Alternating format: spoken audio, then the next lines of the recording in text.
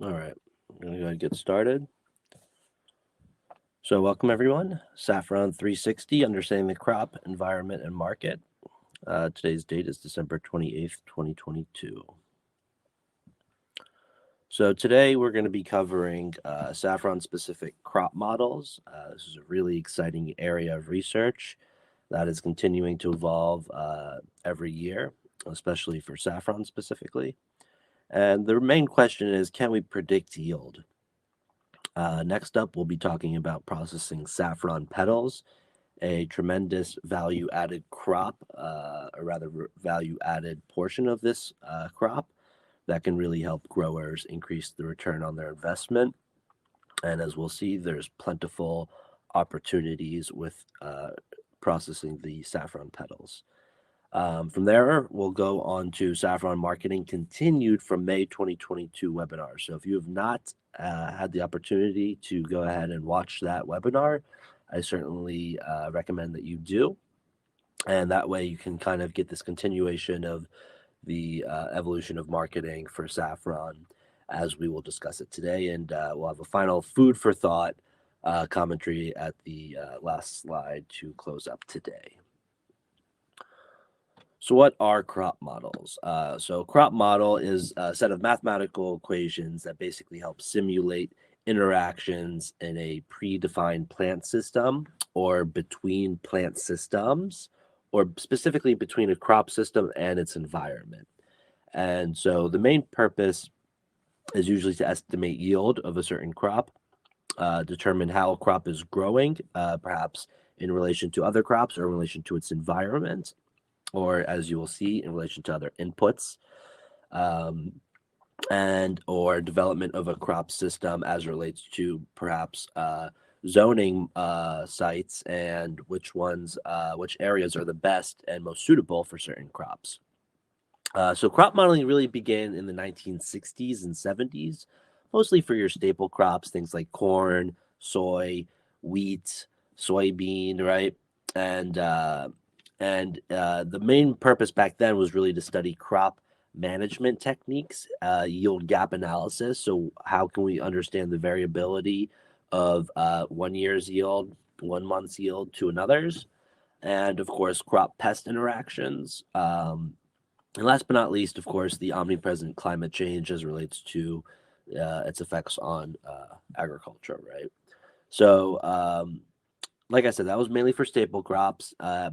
Probably around 2008 is when we really start to see research being done, mostly in Iran. In fact, most of the studies that we'll talk about, as you'll see soon, are out of Iran. For saffron began around 2008. So there was that large lag time. And part of the reason is there isn't a ton of data.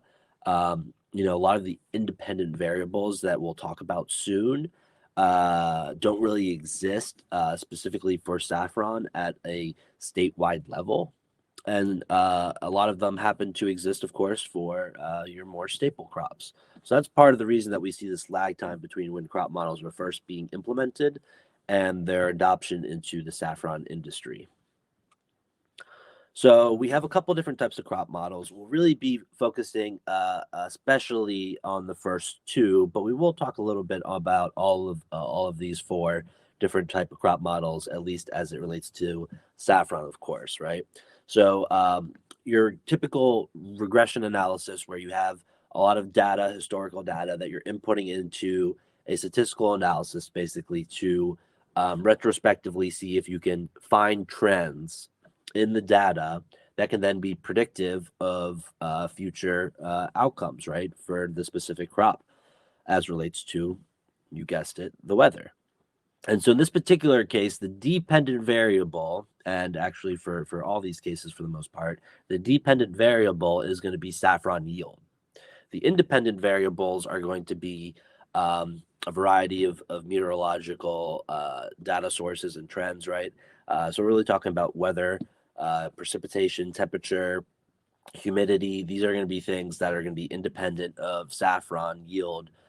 Yet there might be that correlation there that might be helpful in predicting whether or not certain trends in weather are going to impact yield at a certain time in the future, right? And so that's the main form of crop model is regression analysis. More so in the past, I would say 4 or 5 years, we've really seen a increase in the use of artificial neural networks. This is a type of machine learning that falls under the ever so large umbrella of artificial intelligence. And so this is basically uh, plugging in inputs such as weather and other inputs that you might be interested in modeling, and seeing if if the program can actually determine these trends and therefore predict yield based off of those trends. So it's a slightly different mechanism. And of course, you need computer programming to really help get these things up and running. And as we'll see, there are certain advantages and disadvantages when it comes to all these different types of models. None are 100% perfect, of course. All of them come with flaws. Um, but as we'll see from the literature, they actually are really accurate in certain occasions, depending on the inputs used in Iran for prediction of saffron yield. Um, Next up, we have these sort of dynamic simulation models, which are a little bit different in the sense that you can actually uh, input more biological factors. So we're talking about transpiration, evapotranspiration, water soil saturation. These are a little bit different than, of course, just your run-of-the-mill meteorological data. And you can even include like leaf area index to help understand the photosynthetic rate and potential of the crop at a given time stamp, so to speak. And so you're able to understand a little bit more and model a little bit more dynamics between not only the environment, specifically the weather, but to go at a deeper level, at a more personal level, so to speak, for the farm and say, what on your farm, whether it's soil water saturation, the type of shading or non-shading that you have, the photo period that you have for your saffron, how are those inputs affecting your yield, right? And so, again, these are great simulation models that have benefits, but again, they have their limits. Last but not least, land suitability and zoning models. These are really cool studies where you're actually able to basically, you can kind of think of it in one representation thereof, create a heat map where you're able to understand the range of different yields for a specific area. Again, as you'll see, most of these studies are done in Iran, so that's going to be our main case study for the day. But you would imagine these things are definitely transferable over to other areas. You would just need to remodel the inputs based off of course, the different temperatures, the different, um, as you'll see, severe weather events, precipitation events, and things like that. So these things can certainly be modeled over to, for example, United States, other parts of Europe, so on and so forth, right? And just to talk a little bit, about some of the limitations briefly from the top down here, starting with crop weather models, regression analysis. One pro is that you don't need a ton of data, right? So you can limit your data input to a couple of years worth rather than decades worth of yield and weather climate variables, right? And you're able to actually predict yield very, very well from even just monthly weather patterns, right?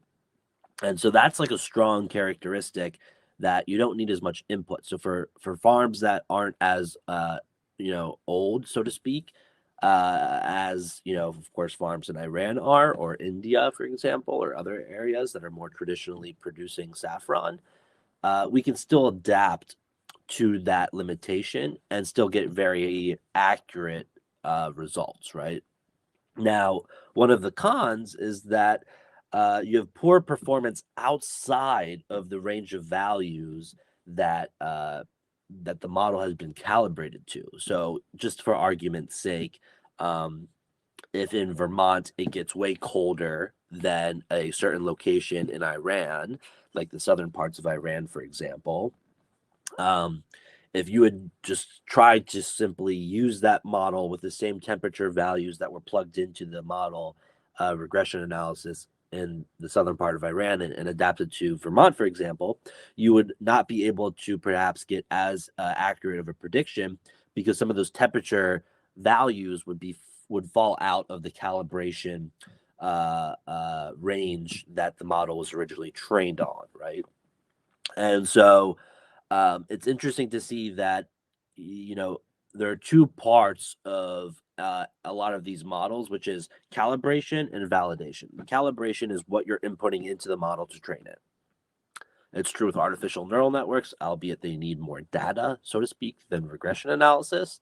Um, and then you basically take independent values, right? So values that the model has not seen and not been trained on, and you basically say this pool, this sub pool of data, temperature, precipitation, yield, can the model accurately predict the yield based off of those variables, right? So you're basically trying to validate the calibrated model and see, is it actually functioning as it should? As we already just said, just briefly, with artificial neural networks, we're just going to call it AI, machine learning. You need a ton more data, right? To really get accurate results, the more data you have, the better. And the nice thing about artificial neural networks is that you can do certain analyses to basically understand which inputs is the model basically viewing and using as the most accurate, most predictive inputs for yield, right? So let's continue on. Like I said, we're going to really focus on the former two, the regression analysis and AI, more than the others. So here are some really interesting studies, four in particular, that we're going to talk about today as relates to regression analysis for crop weather modeling, right? So in one study, we found, that monthly temperature is the most significant predictor of yield. Minimum temperatures in April, May, and June were actually very predictive of yield for saffron. And all these studies kind of put together, so to speak, we found 33 to 85% of saffron yield variation. So the variability in yield from one year to another could be basically explained by weather patterns. So if you think about that, if one year you had, 10 kilograms of saffron yield, stigma filament specifically, and the next year you had 7 grams, that 30% reduction might be able to be explained by weather patterns, and specifically monthly temperature patterns in April, May, and June, which was, to me at least, very surprising. And as we'll see, there are perhaps some other studies that will point at October, November being important as well, which is what I would have guessed personally. But yeah, so according to one study, and it was found with the Husseini studies here at 2008 and the one just under it for 2009, that it was only effective at the district level in Iran. So again, I really want to emphasize that scale is very important when it comes to these models, right? The same model applied at the state level might not be as effective as at the district level. And so both of these studies basically found min temperature in April, May, June, right? And again, the lowest minimum temperatures tended to be predictive of lower yield. And again, recall what sort of climate we're working in. It's a semi-arid climate. Nighttime temperatures can drop below freezing depending on the season. Daytime temperatures tend to be very, very, very hot, especially in the summer, right? And max min temperatures in the second study here, co-authored with Husseini, is maximum and minimum temperatures in April and May were also very predictive of saffron yield. Now, the next study by Tosan et al. Found that a range. So rather than taking the individual inputs and values, I should say, for temperature in April and May and June, it took the range. So the max minus the minimum, and that specifically in April and May was very predictive as well for saffron yield. So again, I want people to start thinking perhaps, how can I use this data? Really start thinking about if you've had a bad year, and I know some folks have reached out to me saying, especially in Vermont, they've had lower yields than expected. Start trying to think about, and if you even want, go back and look at the data, because all this meteorological data is available historically, right? So you can always go back and look at it and see if you notice whether you want to actually do a statistical analysis or you just want to look at observationally speaking. What was the minimum lowest temperature that you found in April and May when you had a good year, the maximum temperature in April and May when you had a good year, and then just compare that yourself to the year where you had a poor year, if you've recorded this data in terms of what yield you had at what year, and see if those things match up for yourself. See if you notice that perhaps this year, if folks had a bad year, the minimum temperature in April and May and June were actually lower than the previous years. Maybe that could help you start to understand at least why you're getting the results you're getting, right?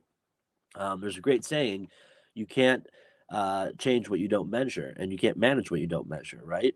I'm not going to say, of course, that we can go ahead and change the weather patterns, but we can certainly at least start to understand what is the influence, so we don't perhaps put our eggs in the basket of let's increase manure, let's increase fertilization, let's try raised beds versus low tunnels or high tunnels, whatever it may be, when in reality, it could be something that's a little bit more independent of something that is manipulable by the farm. And we don't get me wrong, we will get into other farm management techniques in the last slide that you might be able to control. But again, to help people grasp what is out of their hands and what is inside, what is within reach, I think this would be a good technique to start with, right? And last but not least, I thought this was a really interesting study where I'm not even gonna. I think it's in excuse the pronunciation here, right? Kuzagarin et al. 2018 studied extreme monthly and seasonal weather events as there was a predictive potential of saffron yield, right? And the way they went around the study was actually really interesting. So they basically started with 27 extreme seasonal and monthly temperature values and 11 extreme values for precipitation, right? So that's 38 independent values, and thus you could say independent variables, 38, and they plugged it into this regression analysis.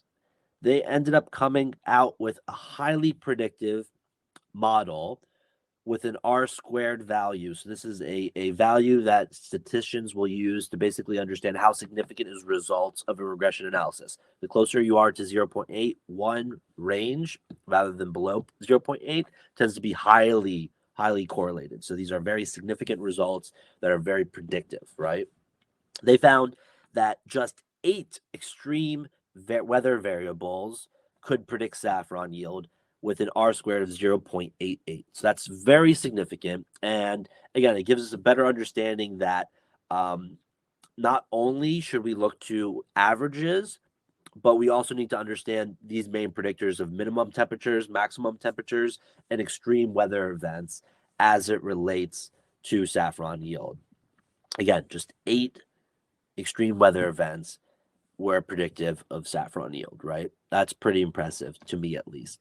And in that regard, it's something to consider when we're talking about what is optimal in terms of climate, because we don't 100% really know that. Again, as I've said before, and as I'll say again in the future, saffron is grown on every single continent with the exception of Antarctica. So if that isn't enough proof that this crop is highly durable, and as I always like to say as well, there's a difference between survival and thrival, it at least begs the question of which extreme weather events, which specific minimum, maximum temperatures in what months and what seasons is highly predictive of saffron yield, and can we use this to our advantage, right? So the main takeaway, I know we just went over a lot as relates to crop weather modeling with regression analysis. The main takeaway in one line is minimum or average temperatures of April, May, June, basically spring, is the best weather predictor of saffron yield in Iran. I want to emphasize that last part, in Iran. Again, this might be a little bit different in Vermont. It might be a little bit different in just the East Coast versus the West Coast. It might be different as we get, further down south in Florida versus New Hampshire, and so on and so forth, right? Um, and the fundamental unit here that was sort of unveiled is that lower temperatures, so these minimum and extreme weather temperatures, tend to be linked with lower yield, specifically in April, May, June, so in the springtime. Now, moving on to artificial neural networks. Um, this is something where input equals output. The more input you have, the more training data that you have for an artificial intelligent model program, the better it will perform. That is the general trend. And on that note as well, if you have bad input data, so to speak, you'll have bad output yield results, right? And bad, I know, is a very odd word to use here, so I'll go ahead and change that to limited data input and limited data output, right? So in one study, we're going to present two here, and this one is by Akbarapur et al. 2013. They found precipitation was the most significant predictor of saffron yield. The model inputs were monthly temperature, precipitation, and humidity. The runner-up, so to speak, variables were temperature and humidity. Not shocking, right? You only have three. So one has to come after the other. But that is one thing that I found very interesting here, right? Precipitation in a semi-arid climate, right? This is out of Iran, was the most significant predictor of yield. So we all know that saffron is a great low input crop, doesn't require as much irrigation as other crops from a relative standpoint. From an absolute standpoint, again, on that scale, that gradient of surviving to thriving, there is a more optimal versus less optimal precipitation requirement for saffron. And that is what this study is basically saying. Just so everyone knows, since we brought it up in the last study on extreme weather events, for this specific study, the precipitation events and values in part led to an R-squared predictive value of 0.91. That is highly predictive, highly statistically significant. The next up, study by Nikoi et al. 2014. Weather variables are the most significant predictor of yield. This study had 0.88 R-squared value, so also highly predictive. And here are some of the findings in terms of which specific variables were the most significant predictors of saffron yield, right? They found the maximum temperature of September, October, November. As we might recall, there's basically, and we'll show this in the next slide, actually, there are two functions of temperature that will help saffron get into flowering stage and thus be a predictor of yield. One is flower initiation. The other is flower emergence. Flower emergence during October, November, and maybe even a little bit in September, depending on the climate, or December, depending on the climate, is going to need a drop in temperature for it to start to emerge. Right? We've talked about this in the last webinar, and I think a lot of people know this. However, in the summertime, towards the end of summer, tail end of summer, early start of fall, we need that rise in temperature in that range to basically start flower initiation, which you could think of as the sprouting versus the actual flowers emerging, right? So maximum temperatures of September, October, November could be predictive of, if we're, again, putting our educated hats on, so to speak, and taking an educated guess here, maximum temperatures in September, October, November, if it's too high, that might be predictive of low yield. If it's somewhere in that Goldilocks zone of too low to just optimal, that is when we'll have perhaps a higher predictive yield, right? The next one is really interesting. The sum of autumn precipitation, the sum of autumn evapotranspiration, and the sum of autumn relative humidity. So something in that autumn time whether it's min maximum temperatures we saw the last in the last studies versus now, the sum of precipitation, the sum of autumn evapotranspiration, which, by the way, if folks don't know, that is how the plant is transpiring, how the plant is sweating, so to speak, how it's losing water, how much, at what rate, and the sum of autumn relative humidity. These were also very significant predictors of yield. Last but not least, the previous year saffron yield, all these factors put together, 5 factors, led to a 0.88 R squared value that was, again, pretty highly predictive of saffron yield. This is one thing that is very nice about artificial neural networks as a crop modeling method versus the regression analysis, which is that if you have more inputs, the model will be able to find the trends itself. And if you have a good coder, or you are a good coder yourself, you'll be able to help output certain graphs and representations of what the model is using to predict its end output, in this case, saffron yield. And in this particular model, in this particular AI, it was these 5 factors. So, other modeling studies. Again, this is one that I think is very interesting for a couple reasons. So, to begin with, you have this figure on the top left, which is where people would start, right? Can you basically produce a hypothetical function for how a model would process inputs to predict yield, right? And so this is what we're talking about. You have 2 functions, F1, F2, which are both functions of temperature, but at different seasons, right? So if we're starting where we are today in our current growing season, we're around the vegetative growth season, right? We're just after the harvesting season, October, November, a little bit into December, right?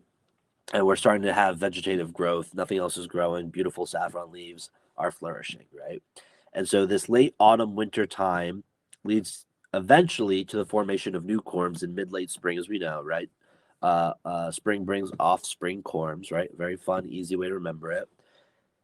That is coupled with higher temperatures in the summer, as we were talking about, which is the first function of flower initiation, right? This is where the corms are in that dormant stage, slightly trending towards the breaking of dormancy into sprouting, which is the original part of flower initiation, which might be part, not all, of the explanatory reason behind beyond October, November temperature. Are other seasons, are other months important in terms of the temperature for flowering and that subsequent yield of that season of that year, right? And the answer is yes, almost certainly. And so this hypothetical model, these high temperatures in summer tend to lead to flower initiation, which is then followed by that dip in temperature during autumn. So that temperature differential might be just as important as measuring the min max range of those temperatures in those months and precipitation, as we saw in the artificial neural network study, as it relates to the lower temperatures in autumn, helping with the sprouts actually producing the flower that emerges, right? So 2 different hypothetical functions here as a just good visual for you to understand how a lot of these modeling studies are done. And a lot of these studies, in particular, the ones that I've read, will go through irrigation, radiation as 2 different factors that can be studied as a sort of dynamic simulation model to understand saffron yield. And indeed, there have been studies that do just that. From my read of the literature, this is probably the only thing that I'll say today that's subjective. From my read of the literature, I do not think that the dynamic simulation models are as accurate and as predictive as the regression analysis, the crop weather models, and the artificial neural networks. Ideally, we could mix some of these biological inputs in with the more independent meteorological inputs to get a much better output, because as we do know, there certainly are farm management practices, and I don't want people to take the wrong have the wrong takeaway from this webinar, that weather is the most significant impact and an influencer of yield, and there's nothing else we can do. Now, there are certainly farm management techniques that can help with increasing yield and perhaps even be used to predict yield, but certainly weather um, tends to be, in a lot of these studies, the most significant influence um, on saffron yield. Now, the bottom right study is one of these zoning studies that we had mentioned earlier, and it's beautiful to see that, again, this was actually plotted for climate change, and what we are noticing is that as temperatures rise, especially in a place like a semi-arid Iran climate, you're actually being able to increase your spread of where you grow saffron. So traditionally, a lot of these northern parts of Iran were too cold, thought to be too cold for saffron, especially more productive saffron production. And so there's this shift of saffron yield prediction and more suitable land in Iran, for example, um, as the climate warms up. Of course, we would prefer that climate change is more modulated under control. And I'm not trying to argue for any advantages of climate change, but we should be objective and realistic and say that there certainly will be areas in the world where, places like Russia, for example, Canada, where it'll be more feasible to grow certain crops under a warming climate. And we certainly see that in these predictive studies of um, zoning studies for Iran specifically, as it relates to saffron yield and which parts of Iran will be more suitable for growing saffron. Um, and so I'm just curious, and perhaps you can drop it in the comments, whether you're live now with me or if you're watching this replay later on. You could drop it as an announcement or community discussion point later on. Would you want to be able to map on your own farm the predictive yield and land suitability for production of saffron on your own farm if you could remotely do it? So you'd input perhaps um, coordinates, right? Longitude, latitude, and the model would grab weather data for that area and based off of your, of course, coordinates, and it would help basically with perhaps some other inputs as well. Number of corms being planted, size of corms, average, if that's possible. And it would be able to give you a predictive yield of which parts of your farm might be able to grow saffron more optimally, more effectively than others. So we'd be curious to see if anyone would be interested in that as well. So moving on forward, we are getting out of the crop modeling studies, and we are going to dive into processing saffron petals.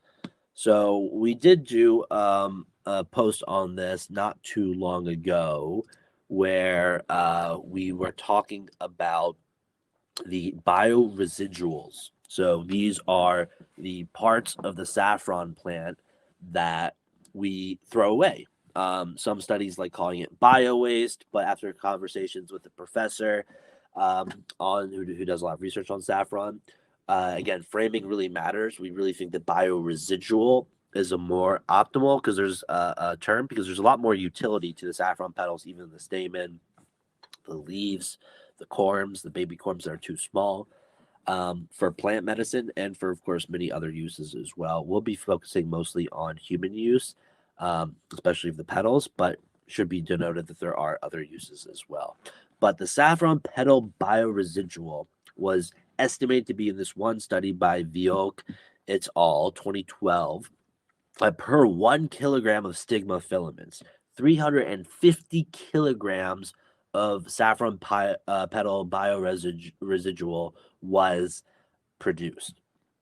I mean, that is an amazing differential that if you're able to turn that into an economically productive asset, the petals, you're talking about a much greater ROI on your whole saffron plant rather than just the stigma filaments. As we'll find out soon, there are a ton of benefits of saffron petals that have been studied for a variety of um, different conditions, health ailments in that regard. And of course, just in terms of optimal health and wellness, some of the compounds in there we've seen in other plants that are very useful for other uses. So we'll certainly get into a little bit of that today. So processing saffron petals, right? So many different herbal products to consider, right? We'll certainly be focusing mostly on tinctures today, but just to name a few here, I mean, cordials, shrubs, excellent idea to incorporate the saffron petals into if that's something you want to try. Acetums, right? Using some sort of acid medium um, white vinegar, sherry wine vinegar, apple cider vinegar. These are all great examples of something that you could produce. I know there is the fire cider mix, which is a very pungent horseradish, ginger, garlic mix that really gives you a kick. You could definitely add, for example, the saffron petals into that to really make a nice addition to it. Add some extra antioxidant, anti-inflammatory compounds, as we'll see shortly. Electuaries, right? So this is like a a honey paste. This is going to be really useful, especially for younger children. It's easy to make, and you can use, the dried crushed petals. As you'll see, the dried powder for garnishes of the petals is a great idea that can actually be reincorporated into electuary. Herbal teas, herbal syrups, herbal honeys, similar to the electuary, right? Aromatherapy, we've actually already seen a variety of farms starting to incorporate the petals into candles, producing a beautiful appearance, right? Topicals, right? Salves, balms, creams, poultices, compresses, and then aquatherapy, bath soaks, liniments, excuse me. These are all great topical options. And the funny thing is that a lot of these things can be reincorporated into one another. So tinctures could be used to make liniments. The dried powder for garnishes could actually be repurposed to make candles, to make electuaries, to make different salves, balms, compresses, of course. So there's a lot of options to play around with. Now, for specifically for tinctures, right? Some of the things to consider is that again, there are many other phytotherapeutic uses of the petals, and this is by no mean an exhaustive list. This duo, but I would say these are two very important parts to consider. Right? It's a very antioxidant, anti-inflammatory, rich set of phytochemical constituents that have been studied in other plants because they have the same compounds. As the saffron petals. So terpenes, monoterpenoids, flavonoids, phenols, vitamins, nitrogen containing compounds, anthocyanins. So everything from crocettin, which the petals have, which of course is also found in the stigma filaments, to quercetin, naringenin. Naringenin is found in grapefruit juice, one of the predominant, antioxidant compounds in there. Quercetin is a bioflavonoid that has been studied um, extensively for a lot of pro-inflammatory conditions, right? Um, and it has everything else from vitamin E trace amounts to vitamin B3, actually a derivative form which is known as nicotinamide, um, and so on and so forth. So this is a really phyto therapeutic plant. Everything from the stigma filaments to the petals, we can certainly use this for great plant medicine. Now, for the petals specifically, because I know a lot of growers, consider that there's already so much work to do during the October-November harvesting season that processing the petals is just so much extra work when there's so much emphasis for obvious reasons on the stigma filaments. Now, here's the caveat, though. If you were to make a tincture, for argument's sake, you wouldn't even need to dry the petals. You could actually make a fresh petal tincture.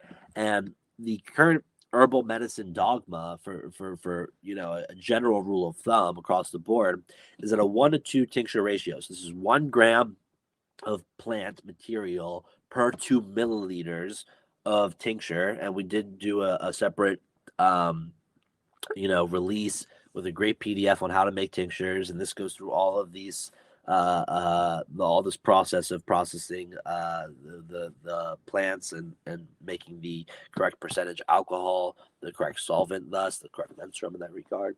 Um, And so please check that out if you want. But a 1 to 2 tincture for fresh plant parts, especially in this regard that they're not dried. The petals would be considered as such. A minimum of 75 to 95% alcohol content. The reason why is because you want to ensure that you're killing off any bacteria and other pathogens that are on the fresh petals. We did a separate post on this a way back where part of the benefit of using a higher temperature dehydration method for the stigma filaments isn't just the production of different chemical compounds in it, but it's also because it helps reduce the microbial load, right, at that higher temperature. So the same can be said here, same exact thought process. For fresh petals, higher alcohol percentage is going to lead to more microbial management, less contamination of the final product. Now, if you're going to go ahead and be daring, so to speak, and dry your petals while you're drying the stigma filaments, power to you. You can go with a less concentrated dosage. So 1 gram of saffron dried petals per 5 ml, 5 milliliters, at a minimum of 22% alcohol. That again, that alcohol content, even at such a minimum level, is to just help preserve the constituents and make them last longer. So something to play around with. Now, Saffron marketing, like I said earlier, this is in continuation of May 2022 webinar on Saffron specific marketing. So for anyone who needs that foundation layer, we please go check out that last webinar. The recording is in the community platform, the Saffrosystems community platform. And you will certainly, find good benefit from understanding that foundation layer of marketing. And this is going to be sort of a next level of marketing as relates to Saffron. So here we are. So again, a formula for marketing. What is marketing? It's product development, redevelopment, pricing, and promotion. Simple, right? 3-step process that you can think of, more or less. And we just spoke a lot about the product variety, right? So making sure that you're not just offering whole stigma filaments to your consumers. Yes, I'm sure there will be many, if not some, that continue to return every year because they love that. But to turn your customers into raving fans, into people that will, advertise for you because they love your product so much, they'll go out and tell all their friends and family about you. You're going to need some variety. Yes, the certainty of having a consistent, high quality product every time, like the stigma filaments, is great. That's a foundation. To build off of that and create more distribution channels, get into different customer segments, and expand your saffron operation, it's going to be much more useful to understand that you have variety to your product line, right? These are the value-added products. Otherwise, we have a post back in the day about packaging. There's 4 or 5 different packagings to consider, all that have pros and cons to them. Please go check out that post if you want more information on packaging materials. Now, price, aside from the product itself, the list price. Now, this is a really effective tool to use from grounded in psychology, which is price anchoring. This is something, if you go, read some literature on it, Steve Jobs did very well, right? His presentations where he'd come up, put an anchor of price to everyone in the room, this phone, this device, this blah, blah, blah, for X amount of dollars. Then on the release date, you drop the price to Y. Y is less, of course, than X. People are like, wow, we were just anchored, grounded around this higher price. So for argument's sake, $60 a gram of local, high quality, sustainably produced saffron per gram coming up to you in October, November, freshly harvested. Come October, November, $40, right?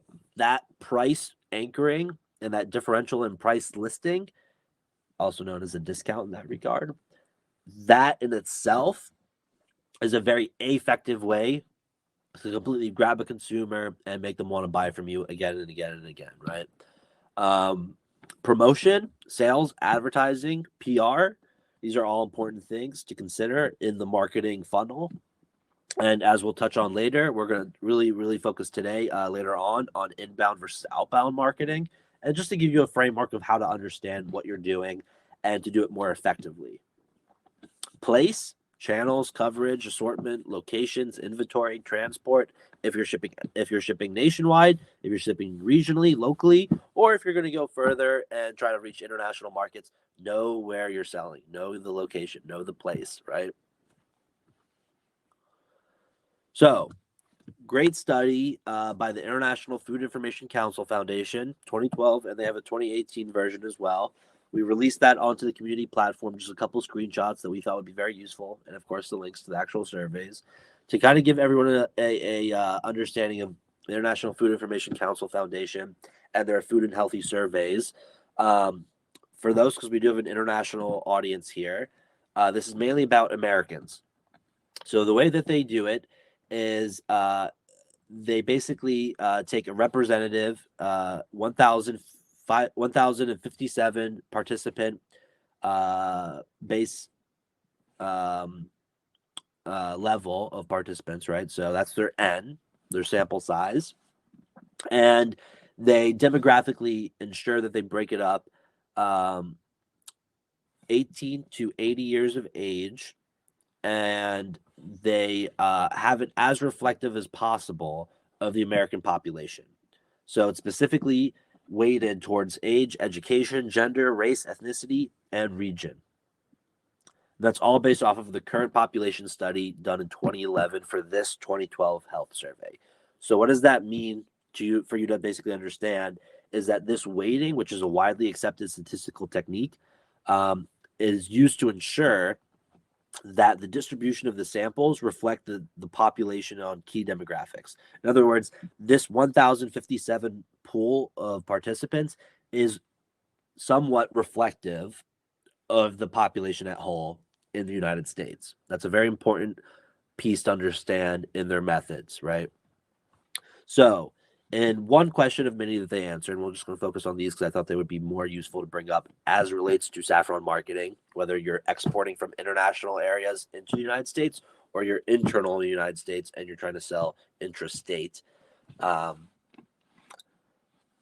People regularly buy food and beverages that are advertised as local. So 41% of 1,057 people buy foods that are advertised as local. I want to, highlight advertised.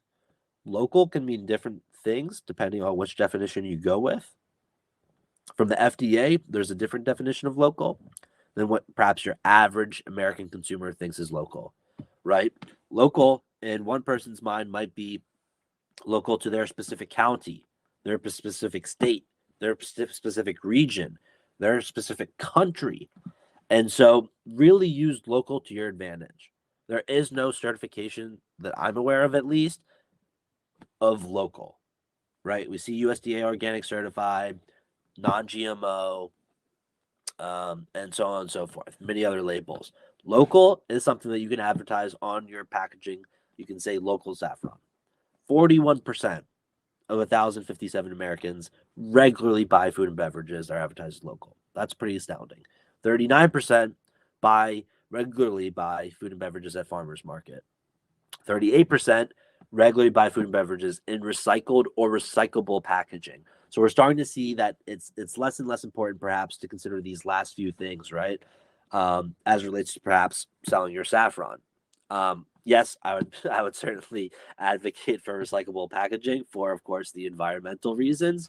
But as it specifically relates to your marketing and the return on your investment for the type of packaging, I can't speak to that, but I can say that perhaps this could be less important than advertising your product as local. 35% regularly buy food and beverages with the word natural on the label. Even if it's not natural, we know a lot of these food and beverage soda companies and ultra processed food companies use natural, right? Maybe it's naturally derived, even though it's synthetic, on the label. There is no certification for natural. There is no USDA natural certification. So again, these are things that you can play around with at a cheaper ROI than, for example, going out and getting a USDA organic certification label for your saffron, which, by the way, only roughly 1 in 4 people in this study, which again is representative more or less of the United States population, care if there's an organic label. Again, my personal opinion, there's the EWG website with the Dirty Dozen and Clean 15 list. There are certain foods where, yes, it's much more impactful and healthy to have organic. There are others that do not. Strawberries are the top rated almost every year. Pesticide, insecticide, fungicide, herbicide, fertilizer, infested fruit. However, avocados, for example, are not. They actually are usually on the top of the Clean 15. So if you're to argue which foods are most important to have organic as it relates to human health, there isn't a ton of research on spices, of course, but as we know from our read of the literature, at a minimum, 33% of saffron sold on the global market is adulterated in one way, shape, or form. That's a minimum. Some studies reach as high as 90%. I don't think it is as high as 90, but I don't think it's as low as 33. So the point I'm trying to make here is bang for buck from a marketing standpoint, going out and buying it and getting certified organic for your saffron might not be the most cost effective. Advertising your saffron, even on the label in big, bold letters, local, natural, might have more effect on your consumers, on your buyers, on your customers than organic. I am not placing a value based on whether or not that is sensible or ethical. I am just saying that is what this study points towards. Now, this is a great excerpt from a book on saffron, and you can see where they got their sources of data from. But again, I want you to really understand that this marketing mix criteria for saffron exports, whether intrastate, interstate, always fall down on product, price, place, promotion, right? They list here organic product. We just saw, according to 2012 study, if anyone's interested from the top of my head, I do know that the 2018 study showed a slight, ever so slight increase in the perception of organic food labels than in 2012. But again, I don't know if it's as important per se as advertising local, as advertising natural. But certainly, just to, comment on a few things that I thought were very interesting in this excerpt is the under packaging, you have fraud in production. Making sure your clients know that 33% minimum of saffron that they could be purchasing, whether it's from Spain, La Mancha, Kashmiri saffron, saffron from Tehran, saffron from Mashhad, 33% of that is going to be fake. And I don't mean 33% of one product, 33% of all products that they might be buying might be fake. And when I say fake, adulterated with everything from oxtail fiber meats to glycerin to synthetic dyes that can actually be very harmful to the microbiome and thus immune health. All the way, there's even a few studies that mention the use of urine to color saffron threads and to increase their weight. So all I'm saying is these are points that if you educate your clients on, they are more likely to look after something that is local, more trustworthy. And that is where fraud in production and guarantee really play a huge role in your product and what differentiates your product from all the other scammers out there, the other snake oil saffron producers or traders out there. Price. You should definitely price compared to your competitors, as well as to what you think your saffron is worth. Remember, price anchoring is very important, right? This finds into final price versus the listed price, right? Anchor those people up at a higher price and then drop it down for first-time buyers. Drop it down for,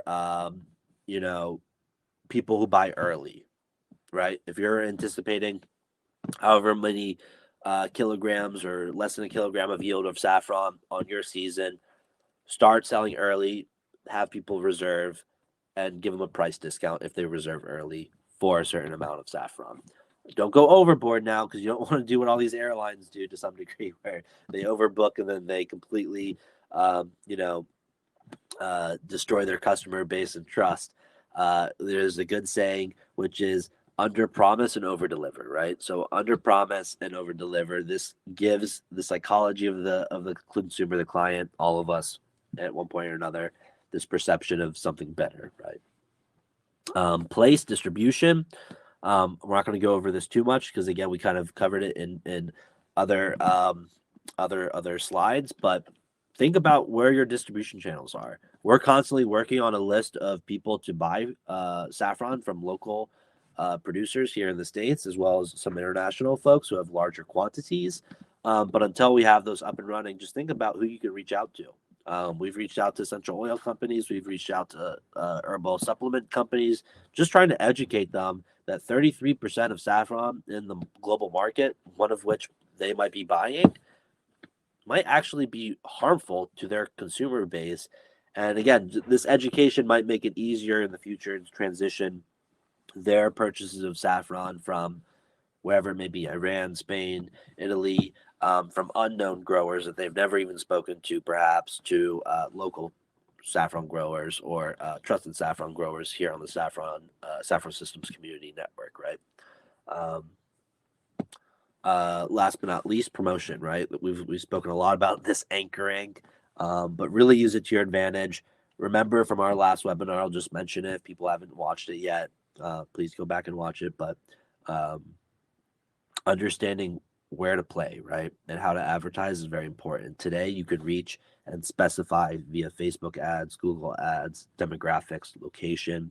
So if you don't want to sell internationally, you can customize your advertising and at, pennies on the dime, basically be able to reach, tens of thousands of people in the given area you want to reach versus traditional advertising, which is, non-specific and a little bit more expensive. So please use those to your advantage. Now this gets into the fun part, right? Outbound versus inbound marketing. We're going to start with inbound.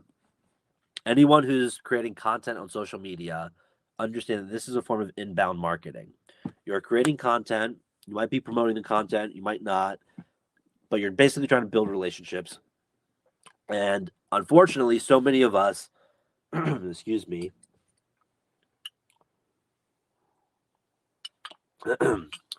so many of us will start with a Instagram post, a LinkedIn post about, hey, check out our product. Come buy it. That is ineffective marketing. You want to start with content that people are going to learn from, that people are going to be interested in. And they're going to come back to your account and see what other posts are there. They're going to hit that follow button and, continue to follow any post you have. Rather than, posting, hey, come buy from me, posting, here are interesting facts about saffron. Here are interesting things that you need to know about the market. Here are things that are going to grab your attention and that you're going to want to follow me. Once you've grown that traffic, you want to convert that traffic into leads. Now that gets into the outbound marketing. This is when you have a list of people's emails, names, whatever it is, and you're able to put them into a conglomerate, whether it's MailChimp or some other email campaigning platform. And you're able to start sending mass emails to all these individuals on a regular time frame. And eventually, after a certain point, you have people that based off of the data are constantly opening, clicking, and interacting with your content. Those are going to be the people you are going to want to start saying, hey, do you want to buy something, right? It is ineffective to start off with saying, do you want to buy something? It is more effective to start off with inbound marketing, creating content, and generating leads, turning those leads into people that are reading your newsletters, reading whatever it is in email form or in whatever form you want. And then from there, you basically are scoring those leads about who opens, who visits, who clicks. And from there, you're able to send targeted emails and really get those people to buy from you. And that's going to be much more effective in the long run than just posting on Instagram and other social media platforms, hey, come buy from me, right? Now, our final food for thought today, I wanted to finish actually with an old study, a 1996 review study that I thought was really good, Madden et al. And one of the reasons I wanted to do this is not to confuse anyone, but to kind of give you a contrasting perspective of where research was and where it's currently at, what things have stayed the same, what things have changed.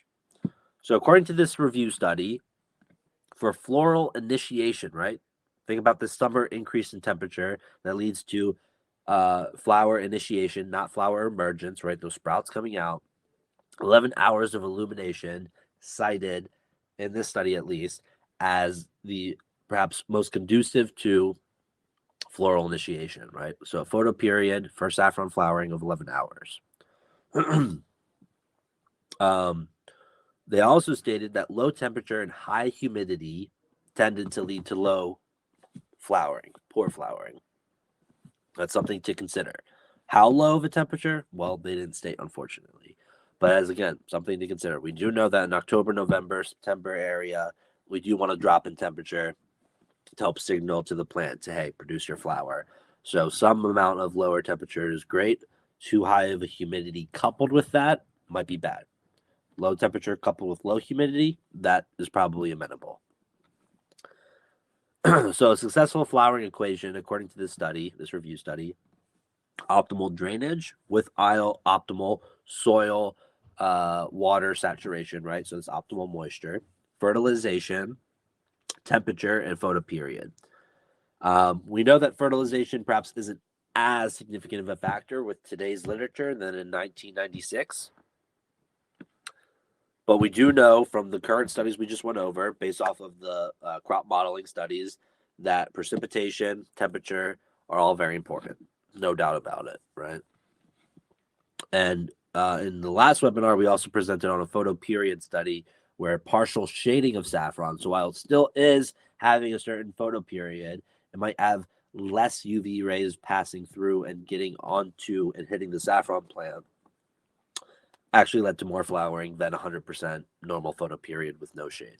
So something to consider. Again, I wanted to just help you guys all contrast where the research was, where it was going, where it is today, and what are the similarities, what are the differences, right? So this photo period is debatable, the fertilization perhaps debatable, but the temperature is stayed the same, no doubt about it. Seasonal influence on flowering, temperature regime in spring and autumn specifically. We covered that, and it seems to be the same from 1996, at least in this review study. What they said, warm spring and long autumn is conducive to early flowering. Food for thought. And here are the references for today. Again, if you're joining us live, much obliged for being here. We really appreciate your time. If you're watching this in replay form, please comment anything, ask any questions you have. We will get back to you.